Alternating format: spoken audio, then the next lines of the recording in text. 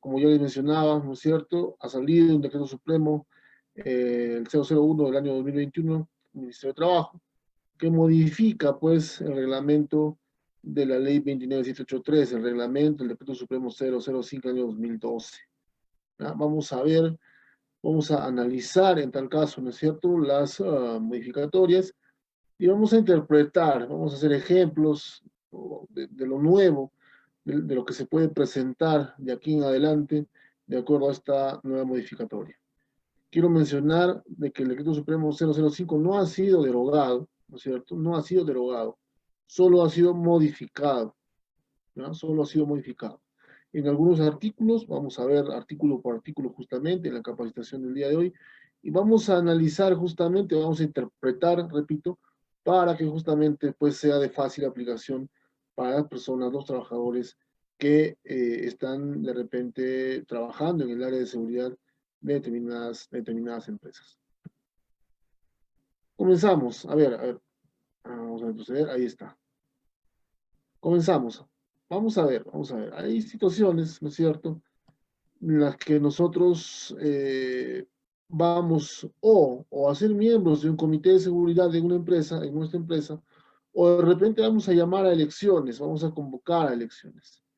¿Ya? Entonces, muchas de esta modificatoria, ¿no es cierto?, de este nuevo decreto supremo 001 del año 2021, tiene que ver justamente, o habla, ¿no es cierto?, o está relacionado en tal caso, a temas de el Comité de Seguridad y Salud en el Trabajo. Entiéndase de que las empresas, ¿no es cierto?, ya tienen pues conformado su Comité de Seguridad y Salud en el Trabajo. Voy a hacer varias afirmaciones en tal caso, en base a lo que dice la norma, algunas recomendaciones para que los que trabajan en seguridad también tengan pues los criterios y las herramientas adecuadas para hacer la gestión de manera correcta, de manera adecuada. En el artículo 42 ha sido modificado, dice lo siguiente, de frente a la interpretación, señores, por favor, adicionan, dice, la función de vigilar el cumplimiento del reglamento interno de seguridad y salud del trabajo, antes solo era aprobarlo. Dentro de las funciones del Comité de Seguridad y Salud del Trabajo, era pues aprobar, ¿no es cierto?,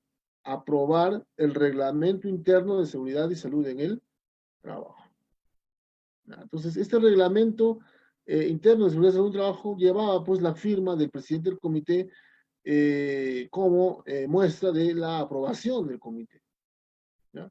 Ahora, ¿no es cierto?, tiene la función adicional, dice la función de vigilar el cumplimiento, ¿no? Una de las funciones del comité adicionales en tal caso, es vigilar el cumplimiento del reglamento interno de seguridad y salud en el trabajo. Entonces, es importante esta mención. Ya no solo es aprobar el reglamento interno de seguridad y salud en el trabajo, sino ahora es vigilar el cumplimiento, vigilar su cumplimiento. Entiéndase, repito, que este reglamento, por ejemplo, ya ha sido difundido, ¿no? Ha sido difundido al trabajador de la empresa, a los trabajadores, ha sido entregado, han sido capacitados en el reglamento. Esto lo vamos a tocar también en el tema del plan anual de capacitaciones, más adelante en otra diapositiva. Adición, también dice la función de dar seguimiento a los principales documentos del sistema de gestión. ¿Qué documentos? El plan anual, el programa anual, ya en diferentes capacitaciones hemos mencionado que son documentos distintos, ¿no? El plan anual básicamente detalla los recursos, las responsabilidades de ejecución en materia de seguridad, y el programa anual, bueno, detalla pues las fechas, los horarios, ¿no? Y indica en tal caso la responsabilidad del dictado de las capacitaciones, por ejemplo, de las inspecciones, ¿no? Ese es el detalle de un programa anual. Antes dice solo era pues aprobar. De la misma manera que en el primer punto, en el primer ítem, ¿no es cierto? Ahora también el comité tiene la función de dar seguimiento a los principales, en tal caso, al cumplimiento, en este caso, por ejemplo, para lo que menciona la diapositiva, dar cumplimiento al plan y al programa anual, ¿ya? De seguridad y salud del trabajo en general, vamos a poner así, ¿ya? En general, de todo el plan, de todo el programa, ¿no? Tenemos que dar, el comité, digo, tiene la función de dar seguimiento, ¿no? Es más, aquí justamente una recomendación, ¿no? Las reuniones del Comité de Seguridad ahora, en tal caso, servirán pues para informar el respectivo avance, en tal caso el respectivo, realizar en el caso el respectivo seguimiento. En una de las primeras reuniones del comité, de repente en el 2021, nosotros como empresa o el comité reunido, ¿no es cierto?, tendrá pues la obligación ahora, ¿no es cierto?, de informar el avance, ¿no? El avance del cumplimiento, repito, del plan y del programa anual. Antes solo era aprobarlo. Ahora es dar, una de las funciones adicionales, es dar seguimiento, dice, a los principales documentos del sistema de gestión de seguridad y salud del trabajo. Vamos a hacer ejemplos, sin ninguna duda, porque principales documentos se entiende, por ejemplo, también el cumplimiento de las medidas de control plasmadas en el IPRC de línea base, ¿por qué no? ¿No? Ya lo vamos a ver más adelante también, cuando habla, pues, por ejemplo, de los riesgos o de los monitoreos ocupacionales, lo vamos a ver más adelante. En el punto adicional dice lo siguiente, ¿no? Retiran la función de hacer informes de las estadísticas de incidentes, accidentes y enfermedades ocupacionales, ahora solo deben revisarlas. Obviamente, señores, ¿por qué? Porque realizar, o sea, para el Comité de Seguridad, realizar estos informes, que antes era una función del comité, elaborar informes, estadísticas y demás, era pues un tema, una tarea pues bastante complicada, ¿no? Definitivamente ahora estos informes, estas estadísticas, si quieren llamarlo así, anuales, ¿no es cierto? La responsabilidad de elaborarlas recae pues en el área, concretamente en el área de seguridad, en el responsable de seguridad y salud trabajo de la empresa, de repente un prevencionista de riesgos, un jefe de seguridad, ¿por qué no? Entonces, es un tema mucho más específico, si quieren llamarlo así, un tema mucho más especializado. Entonces, son funciones del comité que van cambiando. Repito, antes solo era aprobarlo, ahora es hacer el respectivo seguimiento. De repente en la sala, en la capacitación del día de hoy, nos acompañan de repente miembros del Comité de Seguridad y Salud del Trabajo de determinada empresa, ¿no? De repente en la parte final alguna consulta, con toda confianza, por favor, para responder, ¿no?, a las preguntas, a las inquietudes que ustedes tengan pues, como capacitados. ¿No? Entonces, importante esta primera diapositiva. En el artículo 49 también se modifica y menciona lo siguiente, ¿no? Elecciones del Comité de Seguridad y Salud del Trabajo especifican, dice, cuando el empleador debe organizar las elecciones son por dos motivos. Uno, ausencia del sindicato, o dos, sindicato no cumpla con organizarlas dentro del plazo, que ahora es de 30 días. A ver, el reglamento, ¿no es cierto?, la norma anterior, mencionaba que si la empresa cuenta o contaba con un sindicato, este sindicato era el que mandaba pues a las elecciones, sindicato de trabajadores, ¿entiendes? ¿No? El sindicato era el órgano de la empresa, en tal caso, que mandaba a las elecciones. Es más, si habían varios sindicatos de trabajadores, el sindicato con mayor número de trabajadores era el que mandaba a las respectivas elecciones.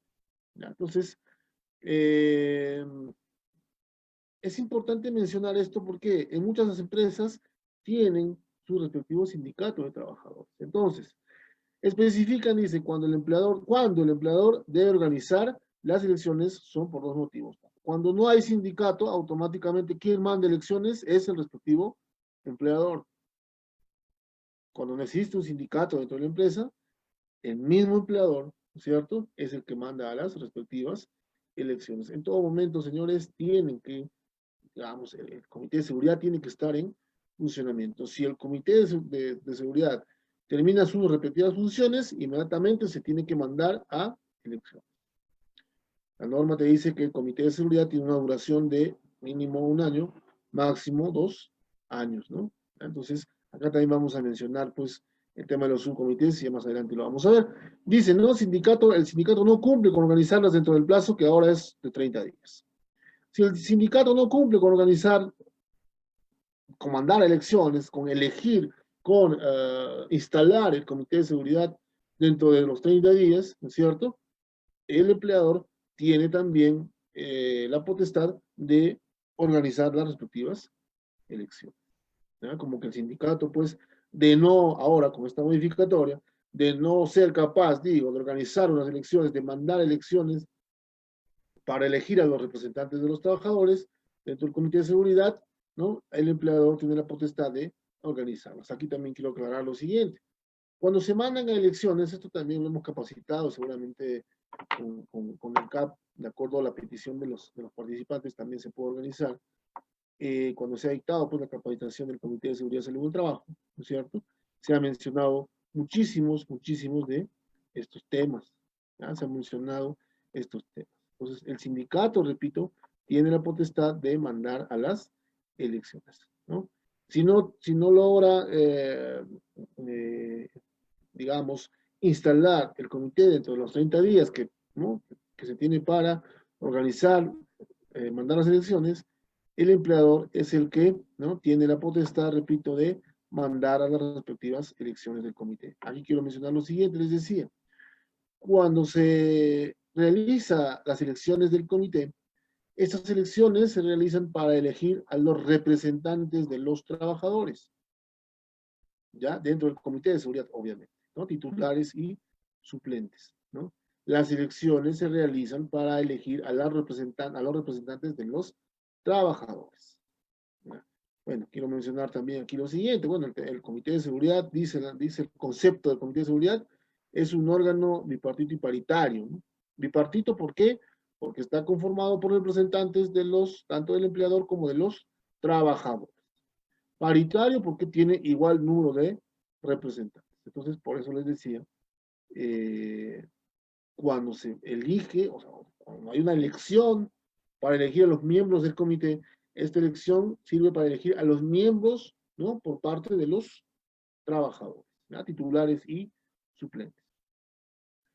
También se menciona en este artículo 49, ¿no es cierto?, que el Ministerio de Trabajo y Promoción del Empleo establecerá una resolución ministerial los lineamientos para elaborar el reglamento de elecciones. Bueno, esta normativa, según la modificatoria, ¿no es cierto?, el Ministerio de Trabajo pronto, no sabemos cuándo, pero pronto, va a emitir una resolución ministerial donde nos va a dar los lineamientos, las pautas para elaborar el reglamento de las elecciones del Comité de Seguridad. ¿Ya? Entonces, hay que estar a la expectativa, eso también, ¿no? Hay que estar a la expectativa, porque es un documento importante, nos va a dar una pauta, ¿no? Tenemos ejemplos de repente, ya tenemos ejemplos, documentos, responsabilidades de repente del comité, pero que habla específicamente de un comité que pertenece pues a una entidad pública, ¿no? Que pertenece a una entidad pública. Entiendo que esta resolución ministerial, donde nos van a dar estas pautas, va a aplicar pues tanto a las entidades públicas como a las empresas privadas. ¿Ya? Eso también, repito, en estos próximos días seguramente, porque ya lo menciona, ¿no? El Ministerio de Trabajo va a emitir una resolución ministerial donde nos van a dar las pautas, los lineamientos para elaborar el reglamento de las elecciones dentro del Comité de Seguridad y Salud en el Trabajo. Integrantes del comité, a ver, aquí también hay una modificación importante, ¿no? Integrantes del Comité de Seguridad y Salud del Trabajo, ¿ya? A ver, de frente a la interpretación, señores, por favor, por el tiempo que tenemos, dice, ya no está entre las opciones que el secretario del Comité de Seguridad y Salud del Trabajo sea el responsable de Seguridad y Salud del Trabajo. Ahora solo se escoge entre los miembros. Entre los miembros se va a escoger, pues, al secretario. Si no hay consenso para escoger al presidente y secretario, será por sorteo. Ya, también, ¿no? O sea, un sorteo, una designación entre dos trabajadores para dos cargos, ¿no? El que gana presidente y el que pierde secretario. Bueno, es una interpretación, ¿ya? Y entiendo esta interpretación, lo manifiesto porque entiendo que buscan la practicidad, ¿no? Hacerlo bastante rápido, ¿ya? Y mejor, señores, porque en el tema de la aplicación en campo, ¿no es cierto? Este tema del comité, sin duda, pues es muy controversial, ¿ya? Muy controversial. Normalmente era, pues, ¿no?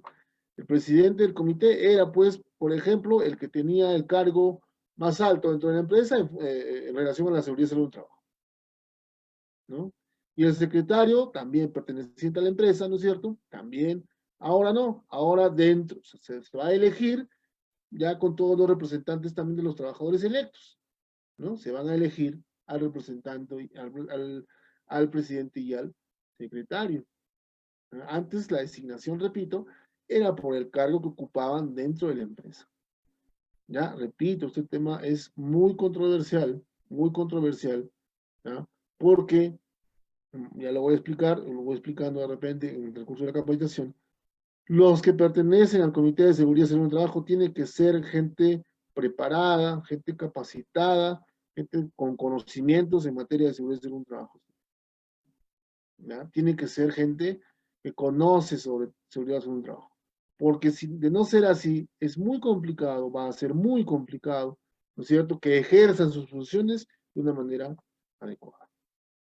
Repito, es un tema controversial. Ahora puede ser, dice, ¿no es cierto?, van a elegir dentro del comité, ¿no es cierto?, se van a ordenar y van a elegir presidente y secretario. Antes recaía directamente, repito, sobre la persona, el trabajador de la empresa, según el cargo que ocupaba, entiéndase pues jefe de seguridad, prevencionista de riesgo, gerente general, ¿por qué no? Ya, entonces, repito, es un tema bastante controversial. Si queremos que el comité funcione de manera adecuada, correcta, tenemos que tener dentro del comité, señores, gente capacitada, gente que conozca sobre seguridad y salud del trabajo. Ahora que dentro de sus funciones se ha incrementado, pues hacer el seguimiento. Yo no puedo hacer el seguimiento de un programa que desconozco, cómo ha sido elaborado. Yo no puedo hacer el seguimiento de documentos, de un reglamento interno de seguridad del trabajo, si desconozco las partes de un reglamento, si desconozco el mismo reglamento como tal. Repito, la norma bastante controversial con respecto a la designación de los cargos dentro del Comité de Seguridad y Salud en el Trabajo. Pero bueno, estamos haciendo la interpretación, repito, para que sea aplicable, ¿no es cierto?, en el sector donde nos encontremos. Habla más adelante, va a hablar de los subcomités de seguridad. Entiendo, por el tema de construcción, salió una norma en el 2019, ¿no? El nuevo reglamento de seguridad y salud del trabajo en obras de construcción, la norma G050 no ha sido derogada, pero habla mucho de subcomités de seguridad, ¿no? Y aquí también lo va a mencionar en esta modificatoria. Entiendo, repito, tratando de adecuarse, acoplarse al nuevo reglamento de construcción también. A ver, vamos a seguir, seguimos. A ver, en el artículo 102, entrega de resultados de los exámenes médicos ocupacionales. A ver, muy importante, ¿ya? Muy importante, muy importante. Más adelante lo va a decir, ¿ya? Los temas médicos en relación a los exámenes médicos ocupacionales específicamente son pues de carácter privado, ¿ya? Son de carácter privado. A ver, dice lo siguiente. Precisan, en el artículo 102, se precisa el contenido del informe del examen médico ocupacional a entregar a los trabajadores. Ahora, además de los resultados, que deben ser en su totalidad, también se debe entregar el certificado de aptitud médico ocupacional para exámenes médicos de ingreso o periódicos. Y un informe si es un examen médico de retiro. Esto también tiene que ver, por ejemplo, con las clínicas ocupacionales. ¿Ya? Tiene que ver con las clínicas ocupacionales. ¿Por qué? Porque ahora están en obligación, si es un examen periódico o de ingreso, ¿no es cierto? Tienen que entregar un certificado de aptitud médico ocupacional. Y si es un examen de retiro, tienen que entregar un informe. ¿Ya? Tienen que entregar un informe. Esto, repito, para las clínicas ocupacionales, que básicamente son las empresas, ¿no es cierto?, que dedicadas, en tal caso, al análisis, ¿no es cierto?, a la evaluación médica de nuestros trabajadores. ¿Ya? La clínica tiene la obligación de ser un examen médico de periódico o de ingreso, dice, ¿no es cierto?, de entregar un certificado de aptitud médico ocupacional. Y si es un examen de retiro, de entregar pues un informe médico. ¿Ya? Entiendo pues cómo sale el trabajador, ¿no? Y hacer de repente una comparación en función a sus exámenes periódicos, a su examen de ingreso. ¿Ya? Recordemos que en la modificatoria de la ley también, en la ley 29783, en la modificatoria, en la ley 30222, también ya mencionaban que el examen médico de retiro era pues facultativo, ¿no? Del trabajador, ¿no es cierto? ¿Ya? En los sectores de alto riesgo, por ejemplo, llámese construcción, minería, electricidad, este examen de retiro era obligatorio, el examen de retiro es pagado por el empleador. ¿Ya? Entonces, esto, en el artículo 102, en tal caso, esta modificatoria, ¿no es cierto?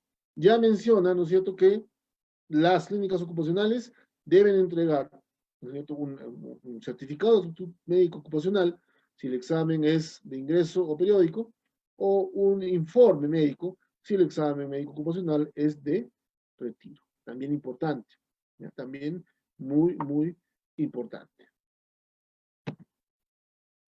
Ahí está, aquí también. Esto también es muy importante, señores, ¿ya? Esto también es muy, muy importante. A ver, artículo 103.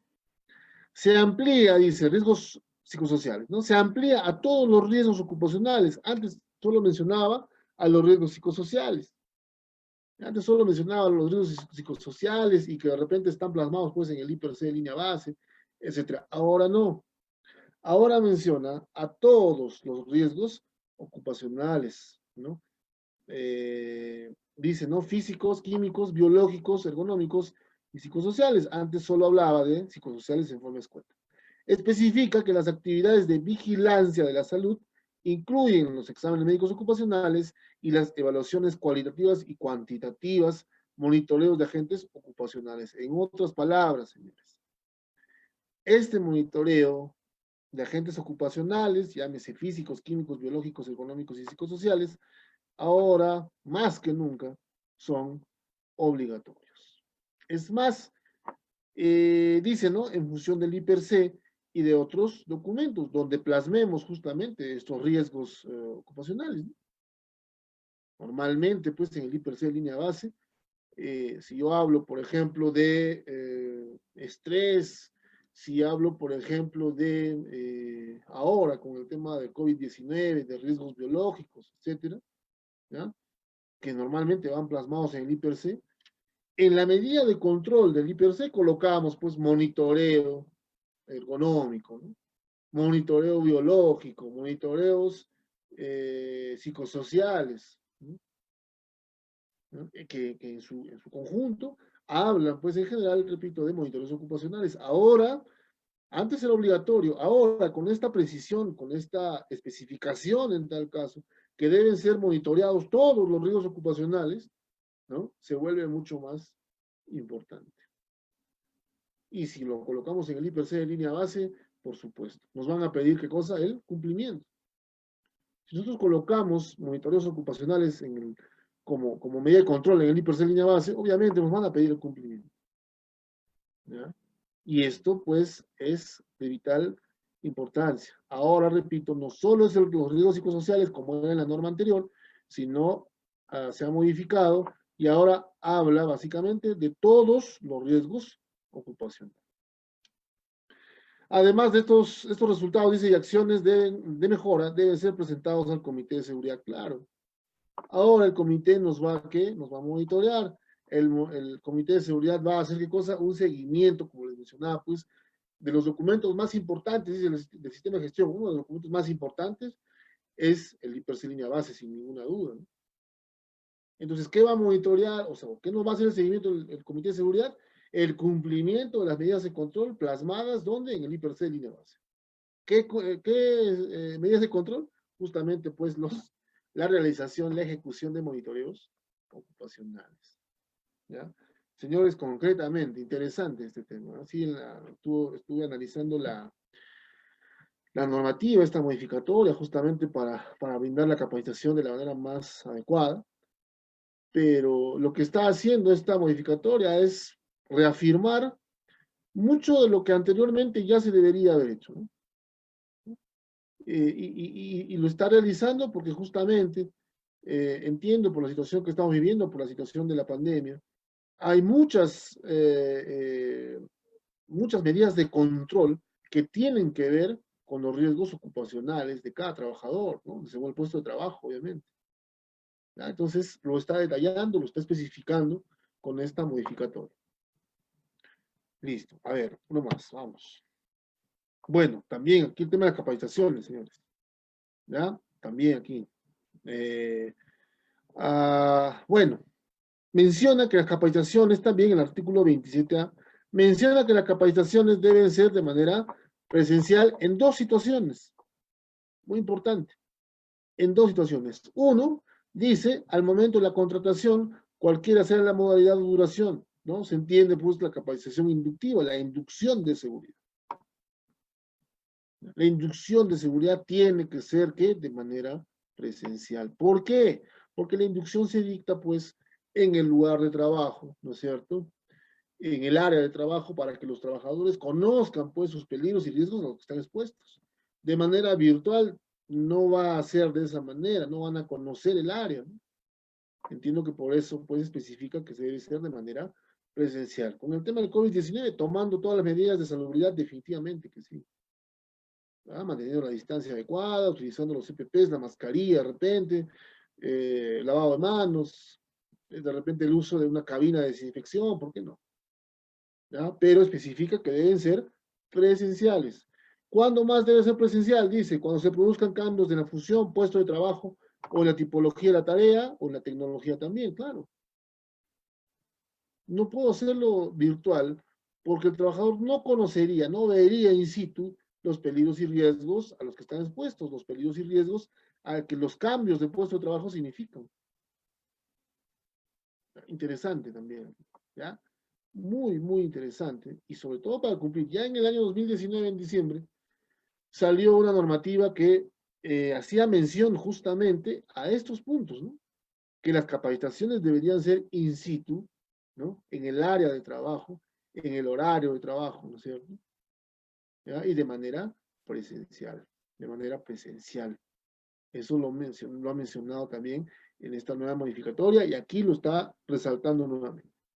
¿Cuándo debe ser de manera presencial? Cuando se dicta la capacitación de inducción, ¿no? Inducción de seguridad, salud y trabajo. Y cuando va a cambiar de puesto de trabajo el trabajador, ¿no? Va de repente a estar expuesto a nuevos peligros, nuevos riesgos, entonces tiene que ser de manera presencial. Importante también. Dice, las demás se pueden hacer bajo la metodología que se estime más adecuada, entiéndase también, puede ser de manera virtual. Dice, la norma también se mantiene en las 4 capacitaciones al año, no especifica los temas, no especifica la cantidad de horas, ¿no es cierto? Pero solo menciona que tienen que ser relacionados obviamente a la actividad que desarrolla la empresa, ¿no es cierto? Y que tiene que ser brindado por personal calificado o también por una empresa especializada, ¿no? Eso también lo menciona la empresa especializada. Aquí también una aclaración, ¿no? En la ley 30222, en la modificatoria de la ley 29783, se menciona que en seguridad todo puede ser terciarizado, menos el Comité de Seguridad y Salud en el Trabajo. El comité no puede ser terciarizado, no puede ser ejecutado, digamos, por una empresa tercera, por obvias razones, ¿no? Los miembros del comité tienen que pertenecer a la empresa como tal, a los trabajadores, los representantes de los trabajadores, digo, y los representantes de la empresa también, ¿no? Por un tema de involucramiento, ¿no? Por un tema de involucramiento. El resto de temas de seguridad pueden ser terciarizados, llámese pues capacitaciones, inspecciones, auditorías de repente, ¿no es cierto?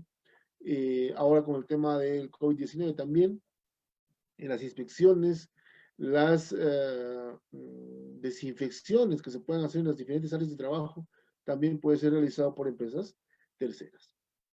¿Ya? Entonces, las demás capacitaciones se pueden, dice, hacer bajo la metodología que se estime más adecuada, más conveniente, puede ser, pues, de manera virtual. De manera presencial, el tema de la inducción de seguridad en un trabajo y el tema del cambio de puesto de trabajo. Básicamente, para que conozcan in situ, repito, los peligros y riesgos a los que están expuestos.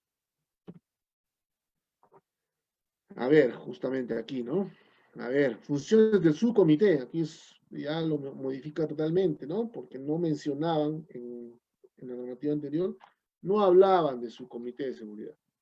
Repito, está adecuado, entiendo, a lo que ha salido, pues, en la, en el reglamento de seguridad para obras de construcción, el decreto supremo 011 del año 2019, donde mencionan, pues, su comité. Esta capacitación también la hemos brindado, ¿no es cierto? Y se da mucho en construcción, ¿por qué? ¿Por qué lo menciono? Porque en construcción se da la siguiente figura, ¿no? La empresa puede tener un comité central, y dicho sea de paso, la responsabilidad total pasa por el comité central, en todo sentido, ahora lo vamos a ver, ¿no? Pero como es una empresa constructora, podría tener pues una obra de repente el comité central se encuentra en la ciudad de Lima, y de repente esta empresa constructora tiene pues varias obras en distintas ciudades del interior del país.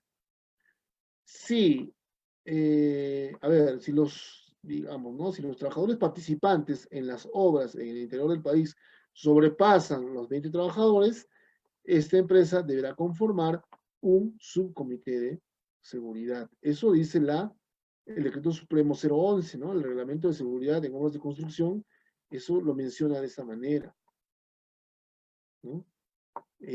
Hace hincapié, repito, en la creación de los subcomités de seguridad y salud del trabajo, ¿no? En su defecto, si tiene menos de 20 trabajadores, tendrá pues un supervisor de seguridad y salud del trabajo. Dice, ¿no? Dice, especifican las funciones en caso exista un subcomité de seguridad. ¿Puede tener un subcomité de la empresa? Por supuesto que sí. Fundamentalmente se aclara que no aprueban documentos, porque ¿quién la aprueba? El comité central. El comité central es el que aprueba documentos, obviamente, ¿ya? El comité de seguridad para la respectiva obra, como siempre mencionaba el ejemplo, ¿no? Si la obra tiene, perdón, si la empresa tiene pues 10 obras en el interior del país, y en cada obra, en el número de trabajadores de la empresa sobrepasa los 20 trabajadores, en cada obra se deberá elegir al Comité de Seguridad y Salud en el trabajo. Deberá cada obra, en tal caso, deberá tener un subcomité de seguridad y salud en el trabajo. Dice esta norma, esta modificatoria, que los subcomités no aprueban documentos. ¿Quiénes lo aprueban? El Comité Central. El Comité Central, como ya especificamos en las primeras dos diapositivas, ¿no? Aprueban y hacen el seguimiento. Ahora sí, ¿ya? Aprueban y hacen el seguimiento. Tampoco reportan al Ministerio de Trabajo en caso de accidentes, ¿no? No lo reportan. ¿Quién lo reporta? El Comité Central. Comité Central. ¿Ya? El Comité Central. Para el ejemplo que les acabo de mencionar, el comité que se encontraría pues en la ciudad de Lima. ¿Ya? El Comité Central, si pasa un accidente, reporta al Ministerio de Trabajo y Promoción del Empleo. ¿Ya? Listo. Interesante, ¿no? Interesante. Repito, considero que es en función, pues, a este reglamento de construcción, ¿no? Que es bastante específico, explícito, con respecto a la conformación de los subcomités, ¿no? En obras, de repente, donde tienen más de 20 trabajadores. Entiendo que el reglamento, esta modificatoria del reglamento de la ley, va acoplado, ¿no? A ser un poco de empático, digamos, con esta norma de construcción, ¿no? Con el decreto supremo 011. Me parece que va por ahí. Me parece adecuado también. Me parece adecuado, claro. Porque definitivamente está, digamos así, como que las responsabilidades las está impartiendo, ¿no? De manera bastante concreta. El comité tiene funciones, el subcomité, ¿no? Va a funcionar, sí, pero no va a aprobar documentos y no va a reportar en caso de un accidente, no va a reportar a el Ministerio de Trabajo. ¿Ya? Interesante, señores, muy interesante.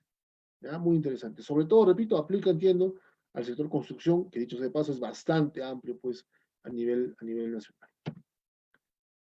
A ver, aquí tenemos una disposición complementaria final que tiene que ver con los exámenes médicos ocupacionales, ¿no es cierto?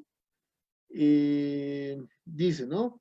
La obligación de entregar los resultados de los exámenes médicos ocupacionales se rige de acuerdo a lo establecido en la Ley General de Salud.